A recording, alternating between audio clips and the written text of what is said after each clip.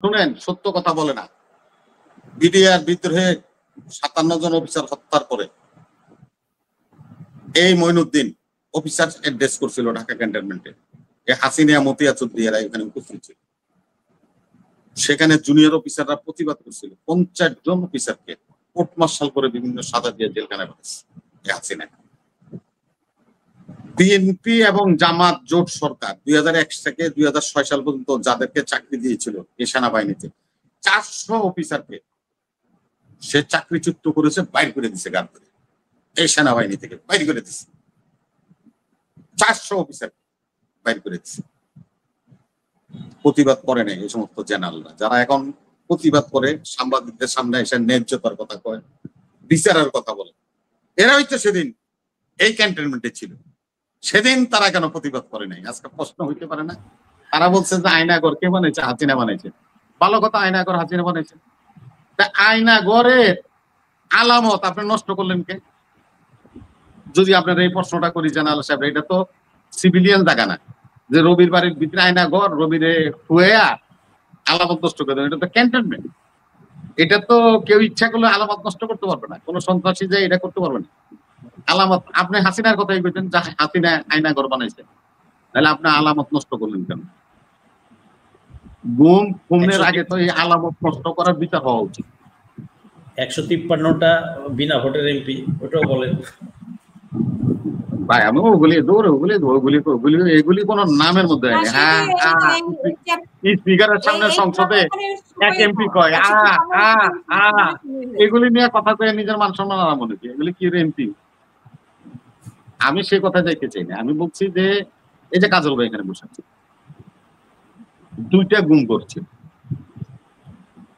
Army Orient, যেরকম মনে করেন এই যে কর্নেল সাহেবরা আছে, ওই যে হাসিনুর বেড়ে, ব্রিগেডিয়ার আসবেন, তাদের জন্য একটা জায়গা ছিল গুম করে তাদেরকে রাখতো।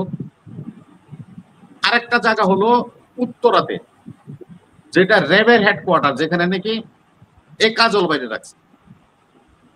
র্যাবের হেডকোয়ার্টার আন্ডার পাশে আরেকটা গুম ঘর ছিল, সেটা আপনারা তদন্ত করেন নাই, মামলা তো উল্লেখ করেন। এখন ধরেন সত্য তর্ক করি, এই জন্যই বলছি। আমার ভাইরা তো অনেক কথা বলে, দর্শকরা শুনেন।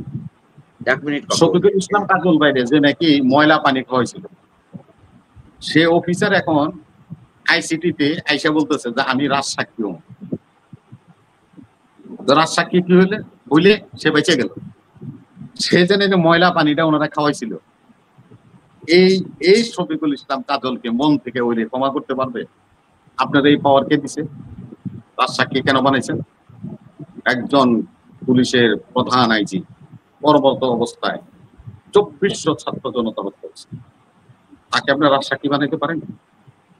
যে আইসিটি তার একটা ঘটনা ঘটেছে, কাজল আরেকটা ঘটনা ঘটেছে, যে বৃদ্ধ ৮০ উপর মহিলা যারা সক্ষম না কোর্টে আসতে, ভার্চুয়ালি তাদের হাজিরা নেওয়া হবে। আচ্ছা, এখন কর্নেল সাহেব তো আছেন কই? এখন মনে করেন যে যারা নাকি সেনাবাহিনীর অফিসার এখন যে জাগরণ নাকি আপনি ক্যান্টনমেন্টে রাখবেন, তারা একটা পিটিশন করবো আইসিটি আদালতে যে হুজুর আদালত অত অত তারিখে আদেশে আপনি বলছেন যে ভার্চুয়ালিও সাক্ষী দেওয়া যাবে, তাহলে আমার সাক্ষীগুলিকে ভার্চুয়ালি সাক্ষী নেওয়ার ব্যবস্থা, তাহলে কি তারা কোর্টে আসবে? আজকে সে কথাই বলতে হয় রাজ্জাকুল হায়দার চৌধুরী, ডিজিপিজিএফআই মেজর জেনারেল, এই জেনারেলদের সামনে হাতে হাত পরা পড়ায় ব্রিগেডিয়ার জেনারেল আব্দুর রহিম তাদেরকে হাত পরা পড়ায়া এই ঢাকা কোর্টে নিয়ে গেছে। তাদেরকে কোথায় রাখছে? ক্যান্টনমেন্টে ইয়ে করে নাই, জেলখানা বানায় নাই, তাদেরকে ঢাকার কেরানীগঞ্জের জেলখানা রাখে দিনের পর দিন, রাতের পর রাত।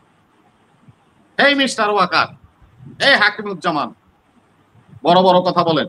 সেদিন কি আপনি চাকরিতে ছিলেন না? স্টার লাগানো ছিল না? প্রতিবাদ করছেন? আজকে ন্যায্যতার কথা বলেন, সাংবাদিকদের সামনে এসে বিচারের কথা বলেন।